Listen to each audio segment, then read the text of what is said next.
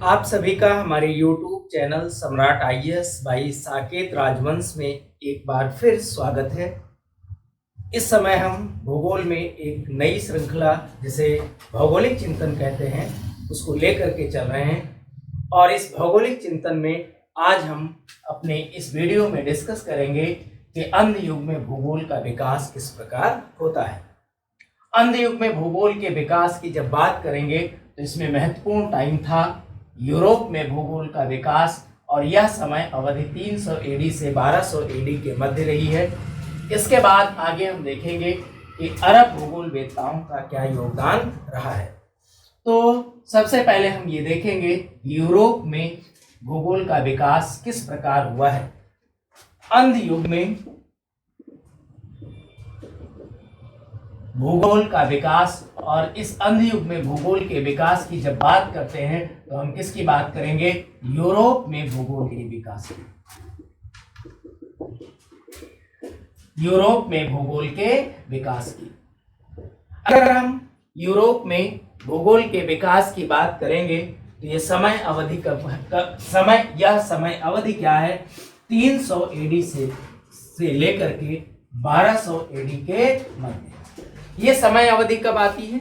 जब यूनानी और रोमन भूगोल वेत्ताओं का साम्राज्य समाप्त हो जाता है।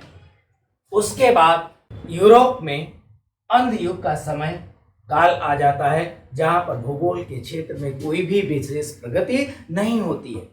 क्योंकि भूगोल के क्षेत्र में यूरोप में कोई भी विशेष प्रगति नहीं होती है, इसलिए कोई भी विशेष प्रगति नहीं होती है, इसलिए इस समय अवधि को क्या कहा गया?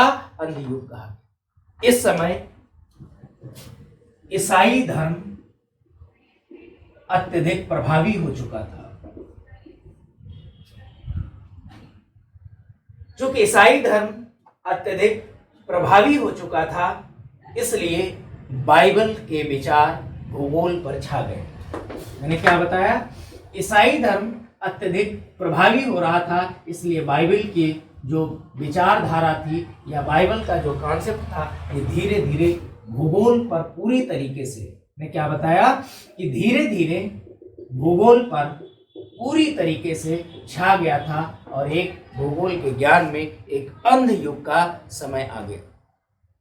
इस समय पृथ्वी की आकृति को गोल के बजाय क्या है कि पृथ्वी की आकृति यहां पर क्या बताया गया? पृथ्वी की आकृति गोल ना हो करके कैसी है? तस्तरी नुमा है। गोल ना हो करके कैसी है? तस्तरी नुमा। और इस समय एक मानचित्र तैयार किया गया। उस मानचित्र को कहा गया काल टी ओ मानचित्र। हमने क्या बताया कि इस अंध युग में एक मानचित्र तैयार किया गया था। इस मानचित्र को नाम दिया गया काल ओ टी मैप। और इस मानचित्र के केंद्र में क्या कहा गया कि ईसाइयों का जो पवित्र शहर है यरूशलेम, वो कहां पर है? बिल्कुल मध्य में है। ये क्या है? यरूशलेम। ये बिल्कुल क्या है? इस मानचित्र में बिल्कुल मध्य में दिखाया गया। और इस यरूशलेम के ऊपर क्या कहा गया कि इस यरूशलेम के उत्तर में क्या बताया गया? एशिया महाद्वीप। और यरूशलेम के ठीक ऊपर क्या कहा गया कि स्वर्ग स्थित है। क्या स्थित है? स्वर्ग। जैसे ये यरूशलेम है, इसके ऊपर क्या कहा गया? स्वर्ग स्थित है। और इसके उत्तर में किसको बताया गया? एशिया को बताया गया। और इस मानचित्र के दक्षिण और पूर्व में अफ्रीका महाद्वीप की कल्पना की गई और इस कार्टियो मैप के दक्षिण और पश्चिम में यूरोप को दिखाया गया। तो इस प्रकार हम देखते हैं कि इस समय भूगोल के ज्ञान में कोई विशेष प्रगति नहीं हुई थी, इसलिए यूरोप में इस काल को क्या कह दिया गया? अंध युग कह दिया गया। आइए अब हम आते हैं अंध युग में अरब भूगोल वेत्ताओं का क्या योगदान रहा है। अगर हम अरब भूगोल वेत्ताओं की समय अवधि की बात करेंगे तो यह समय अवधि 8वीं से 8वीं से 13वीं शताब्दी के मध्य की समय अवधि, और इस समय अवधि के दौरान इब्न हाकल, इब्न सीना, अल मसूदी, अल बरूनी और इसके साथ साथ अल इदरीसी तथा इब्न बतूता और अंत में हम इब्न खालदून के योगदान पर चर्चा करेंगे। देखिए, अगर हम अरब भूगोल वेत्ताओं के योगदान की बात करें तो कुछ प्रमुख कारण हैं जिनके कारण अरब में भूगोल का बड़ी तेजी से विकास हुआ है। उन प्रमुख कारणों में से पहला कारण क्या माना जाता है? अरब साम्राज्य का तेजी से विस्तार। पहला पॉइंट हमने क्या बताया कि अरब साम्राज्य का तेजी से विस्तार। कि अंध युग में अरब भूगोल वेत्ताओं ने वह कौन कौन से कारण हैं जिसके कारण अरब भूगोल वेत्ताओं ने भूगोल के क्षेत्र में महत्वपूर्ण प्रगति की थी। उन कारणों में पहला कारण क्या समझ में आता है? अरब साम्राज्य का तेजी से विस्तार। दूसरा जो महत्वपूर्ण कारण समझ में आता है, परिवहन मार्गों का विकास। परिवहन मार्गों का विकास। उस समय परिवहन मार्ग बड़ी तेजी से विकसित हो रहे थे। और अगर अगला कारण बताएं तो क्या हो सकता है? व्यापार में वृद्धि। क्या है? व्यापार में वृद्धि। अरब साम्राज्य जैसे जैसे बढ़ रहा था, परिवहन मार्गों का और तेजी से विकास हो रहा था, और समय के साथ धीरे धीरे जब एक देश से दूसरे देश में लोगों का आवागमन बढ़ने लगा तो वहां पर व्यापार में भी बड़ी तेजी से वृद्धि हुई है। इस समय लोग भारत की तरफ अधिक आकर्षित हो रहे थे, और एक यह भी कारण प्रमुख माना जाता है कि अरब वासियों का भारतीय संस्कृति से संपर्क। अरब वासियों का भारतीयों एवं भारतीय संस्कृति से संपर्क, ये कुछ ऐसे प्रमुख कारण हैं जिसके कारण अरब भूगोल वेत्ता बड़ी तेजी से भौगोलिक क्षेत्र में प्रगति करते हैं। एक कारण और माना जाता है कि यूनानी सभ्यता के देशों पर, उस समय यूनानी सभ्यता में जो विकसित देश थे, यूनानी सभ्यता के देशों पर भारत के साथ साथ यूनानियों पर भी बड़ी तेजी से आक्रमण कर रहे थे। इन सब प्रमुख कारणों के कारण अरब भूगोल वेत्ता लगातार जो है भौगोलिक क्षेत्र में प्रगति कर रहे थे। और इन अरब भूगोल वेत्ताओं में जो सबसे पहला नाम आता है वो किसका है? इब्न हाकल का। इब्न हाकल। अगर हम इब्न हाकल की बात करें तो इन्होंने कुछ अत्यंत महत्वपूर्ण किताबें लिखी थी। उनमें से है a book of roots and realms. पहली इनकी किताब क्या थी? पहली इनकी महत्वपूर्ण किताब थी ए बुक ऑफ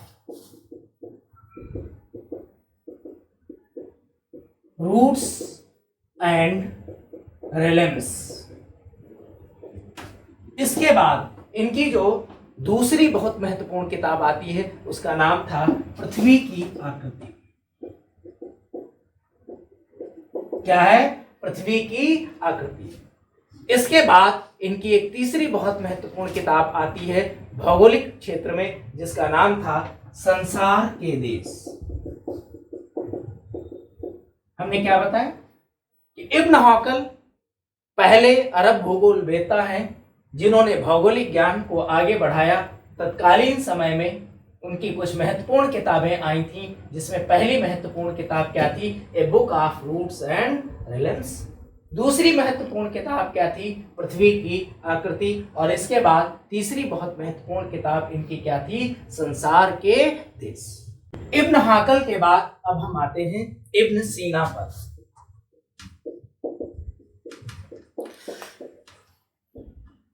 ये दूसरा महत्वपूर्ण अरब भूगोल वेत्ता है। इसके संबंध में बड़ी महत्वपूर्ण बात कही जाती है कि इब्न सीना को अरब भूगोल का पिता कहा जाता है। क्या कहा जाता है? अरब भूगोल का पिता। बहुत महत्वपूर्ण बात है। इसने एक विश्वकोश बनाया था। क्या बनाया था?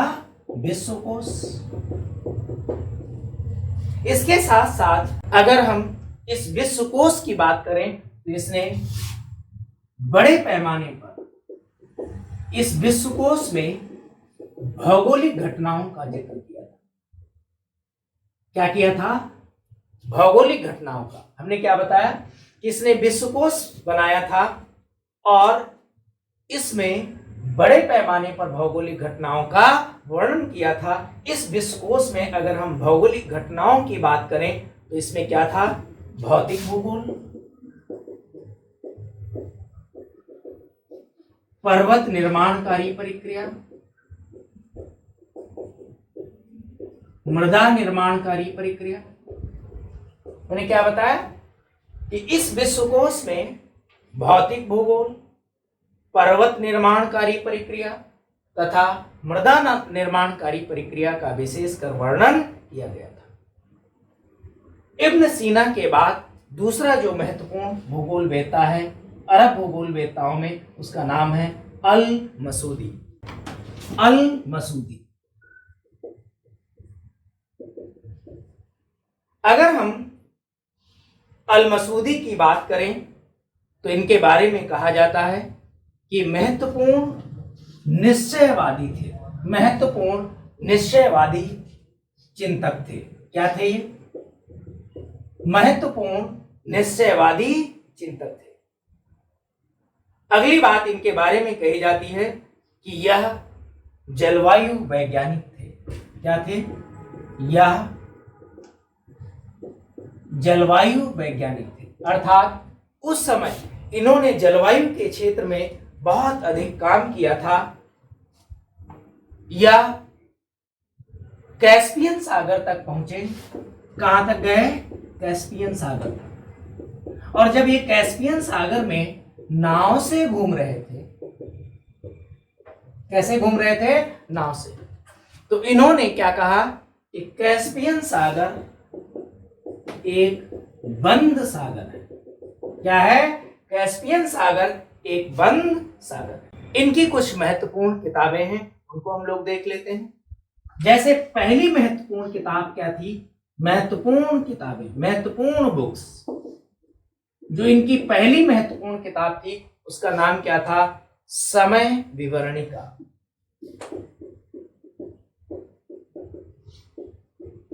क्या नाम था?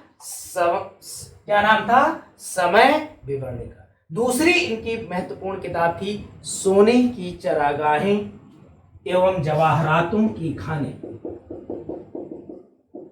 सोने की चरागाहें एवं सोने की चरागाहें एवं जवाहरातों की खानें। क्या था? जवाहरातों की खानें। एक और इनकी महत्वपूर्ण किताब थी जिसका नाम था उपदेश। क्या नाम था? उपदेश एवं निरीक्षण।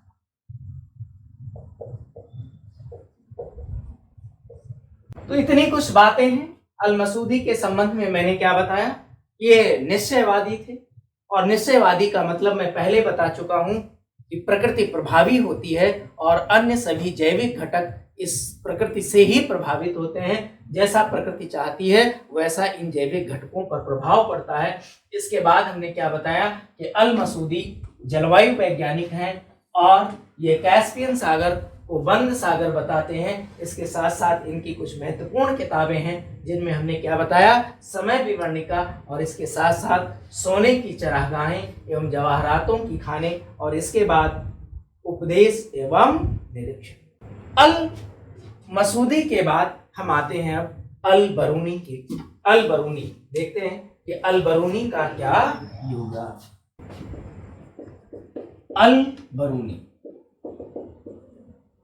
देखिए, अगर हम अल बरूनी के संबंध में बात करें तो यह भारत में महमूद गजनवी के आमंत्रण पर भारत आया था। इसको किसने बुलाया था? महमूद गजनवी। और महमूद गजनवी ने इसको आमंत्रित किया और कहा कि आप भारत आइए। उस समय महमूद गजनवी भारत पर लगातार आक्रमण कर रहा था। तो जब ये भारत आते हैं, कौन? अल-बरूनी, तो उसी समय भारत में जब ये रह रहे थे, उसी समय इन्होंने एक बड़ी महत्वपूर्ण किताब लिखी थी जिसका नाम था किताबुल हिंद। किताब का नाम क्या था? किताबुल हिंद। इसके साथ साथ इनकी कुछ अन्य महत्वपूर्ण किताबें हैं जिनमें से अल कानून अल मसूदी। किताब का नाम क्या है? अल कानून अल मसूदी। तारीखुल हिंद, अगली किताब कौन है? तारीखुल हिंद। और इनकी अगली किताब है the wastage of the past. क्या नाम है? The wastage of the past. हमने क्या बताया कि यह महमूद गजनवी के आक्रमण के समय भारत में आए थे। इन्होंने उसी समय बड़ी महत्वपूर्ण किताब लिखी थी किताबुल हिंद। इसके बाद अल कानून अल मसूदी और अगली किताब तारीखुल हिंद तथा the wastage of the past अत्यंत महत्वपूर्ण किताबें अल-बरूनी की थी। अल-बरूनी ने ऊषा काल तथा संध्या काल के समय का वर्णन किया। ऊषा काल तथा संध्या काल के समय का वर्णन किया। ऊषा काल सुबह का समय होता है, सूर्य निकलने से पहले का समय, और संध्या काल जब सूर्यास्त हो जाता है उसके बाद का जो समय है उसे हम लोग क्या कहते हैं? संध्या काल कहते हैं। और क्या बताते हैं कि ऊषा काल और संध्या काल का प्रमुख कारण क्या है? जब सूर्य क्षितिज से, हमने क्या बताया कि जब सूर्य क्षितिज से 18 डिग्री के नीचे का कोण बनाता है, 18 डिग्री से नीचे का कोण बनाता है, तभी क्या होगा? ऊषा काल तथा संध्या काल। आइए अल कानून और अल मसूदी के बारे में क्या कहा जाता है? इन्होंने टालमी की एक प्रमुख किताब थी अल्मागस्ट। हम पहले बता चुके हैं। यह अल्मागस्ट की तर्ज पर लिखी गई किताब थी। कौन सी किताब? अल कानून और अल मसूदी। इसके अलावा इन्होंने एक अन्य महत्वपूर्ण किताब लिखी थी जिसका नाम था रिसाला। क्या नाम था? रिसाला। रिसाला में दिन और रात की लंबाई के बारे में वर्णन किया गया था। दिन और रात की लंबाई के बारे में वर्णन किया गया था। और इसमें यह भी बताया गया था कि ध्रुवों पर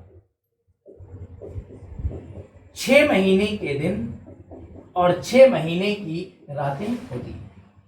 तो इस प्रकार अल-बरूनी के संबंध में हमने देखा कि इनका क्या क्या योगदान था। महमूद गजनवी के आमंत्रण पर भारत आए थे। जब भारत आए थे तो इन्होंने किताबुल हिंद उसी समय किताब लिखी थी। इसके अलावा अल कानून और अल मसूदी इनकी दूसरी महत्वपूर्ण किताब थी। और इसके बारे में कहा जाता है कि यह अल्मागस्ट, टालमी की अल्मागस्ट की तर्ज पर लिखी गई किताब थी। इसके अलावा Tarikhul Hind, the wastage of the past इनकी अन्य महत्वपूर्ण किताबें रही हैं। रिसाला इनकी महत्वपूर्ण किताब रही है जिसमें दिन और रात की लंबाई के बारे में वर्णन है। और इसके साथ साथ ये भी बताया गया है कि इस किताब में कि ध्रुवों पर 6 महीने के दिन और 6 महीने की रातें होती हैं। और इन्होंने अपने साहित्य में ऊषा काल तथा संध्या काल का भी वर्णन किया है और बताया कि सूर्य जब क्षितिज से 18 डिग्री से नीचे के कोण को निर्मित करता है तो इस पृथ्वी पर ऊषा काल तथा संध्या काल का समय आता है।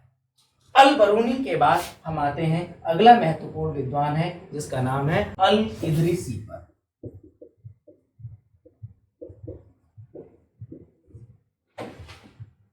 अल-इदरीसी की एक बड़ी महत्वपूर्ण किताब थी जिसका नाम था अल-रुबारी। क्या नाम था? अल रुबारी। इसके बाद इनकी दूसरी महत्वपूर्ण किताब आती है जिसका नाम था जियोग्राफिया न्यूबियंसिस। दूसरी महत्वपूर्ण किताब कौन थी? जियोग्राफिया न्यूबियंसिस।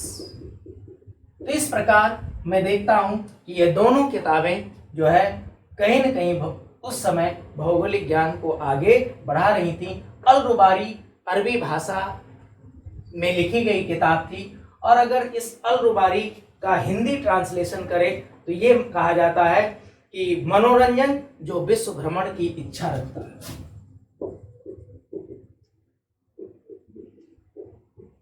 जो मनोरंजन जो विश्व भ्रमण की इच्छा रखता है।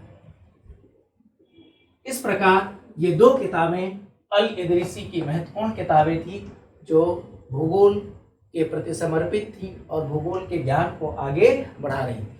अल इदरीसी के बाद आएंगे तो अगला महत्वपूर्ण अरब भूगोल वेत्ता है जिसका नाम है इब्न बतूता।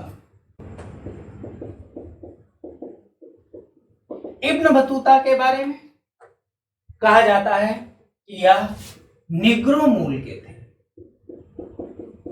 कैसे थे? निग्रो मूल के थे, निग्रोइड थे। कौन? Ibn Battuta. लेकिन इनकी जो शिक्षा दीक्षा हुई थी, एजुकेशन जो इनकी थी, इनकी जो शिक्षा थी ये मुस्लिम धर्म के अनुसार। कैसे थे? कैसे थी? मुस्लिम धर्म के अनुसार। कहा जाता है कि यह मोहम्मद बिन तुगलक, भारत में उस समय किसका शासनकाल था? मोहम्मद बिन तुगलक। और मोहम्मद बिन तुगलक के समय में ये भारत आए थे। इन्होंने भारत की लंबी लंबी यात्राएं की, यानी ये भारत को इन्होंने उस समय भारत का भ्रमण किया। और जब ये भारत का भ्रमण कर रहे थे उस समय इन्होंने भारत से अत्यधिक ज्ञान को भी सीखा है। इन्हें उस समय कहा जाता है कि इन्हें दिल्ली का कोतवाल नियुक्त किया गया था। इन्हें दिल्ली का कोतवाल नियुक्त किया गया था और मोहम्मद बिन तुगलक ने इन्हें चीन भेजा था। कहां भेजा था? चीन। और चीन जब ये गए तो वहां पर भारतीय दूत के रूप में इन्होंने कार्य किया है। कहां पर? चीन।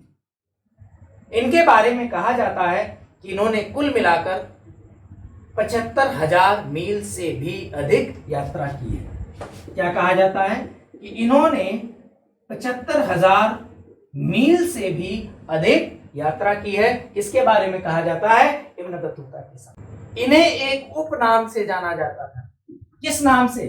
इन्हें कहा जाता था कि यह अरब के मार्को पोलो है। कौन है? अरब के मार्को पोलो। यह नाम इसलिए दिया गया था क्योंकि ये बहुत अधिक यात्राएं अपने जीवन काल में अत्यधिक लंबी लंबी इन्होंने यात्राएं की थी, इसीलिए इन्हें क्या कहा जाता है?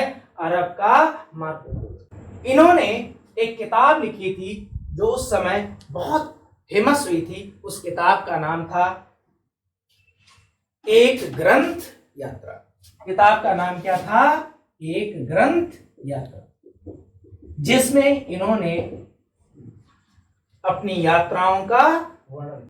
इन्होंने एक और महत्वपूर्ण बात बताई थी। वो क्या थी? कि विषुवत रेखा पर क्या कहा इन्होंने? कि विषुवत रेखा पर अधिक तापमान होने के बावजूद उत्तरी अफ्रीका की समशीतोष्ण जलवायु अत्यधिक कष्टकारी। क्या कहा? विषुवत रेखा पर अधिक तापमान होने के बावजूद अफ्रीका महाद्वीप में चले जाएंगे तो वहां पर समशीतोष्ण जलवायु अत्यधिक कष्टकारी है। और इसके पीछे कारण इन्होंने क्या बताया था? कि वहां पर आर्द्रता अधिक है। आइए अब हम आते हैं इब्न खालदून। क्या नाम है? इब्न खालदून। इब्न खालदून के संबंध में कहा जाता है कि यह प्रथम पर्यावरण निश्चयवादी थे। क्या थे? प्रथम पर्यावरण निश्चयवादी थे। इब्न खालदून के संबंध में कहा जाता है कि यह अंतिम अरब भूगोलवेत्ता है। क्या कहा जाता है? प्रथम पर्यावरण निश्चयवादी कहा जाता है। इसके बाद इन्हें क्या कहा जाता है? अंतिम अरब भूगोलवेत्ता। इन्होंने एक बड़ी महत्वपूर्ण किताब लिखी थी जिसका नाम था मुकदिम्मा। इस मुकदिम्मा किताब में मानव एवं पर्यावरण के संबंधों का वर्णन किया गया है। इसका वर्णन किया गया है, मानव एवं पर्यावरण के संबंधों का वर्णन किया गया है। इन्होंने एक बात और बताई थी कि पृथ्वी पर दक्षिणी गोलार्ध की अपेक्षा, क्या कहा इन्होंने? दक्षिणी गोलार्ध की अपेक्षा उत्तरी गोलार्ध में जनसंख्या अधिक निवास करती है। इस प्रकार इब्न खालदून जो है प्रथम पर्यावरण निश्चयवादी माने गए, अंतिम अरब भूगोलवेत्ता माने गए। इन्होंने मुकदिम्मा किताब लिखी थी जिसमें मानव एवं पर्यावरण के संबंधों की व्याख्या की गई है और इन्होंने बड़ी महत्वपूर्ण बात कही कि पृथ्वी है, पृथ्वी के दक्षिणी गोलार्ध की तुलना में उत्तरी गोलार्ध में जनसंख्या अधिक निवास करती है। धन्यवाद, नमस्कार। आशा है आप सभी को हमारा वीडियो पसंद आएगा। आप सबसे निवेदन है कि आप अधिक से अधिक मेरे वीडियो को शेयर करें और लोगों तक पहुंचाएं। धन्यवाद, नमस्कार।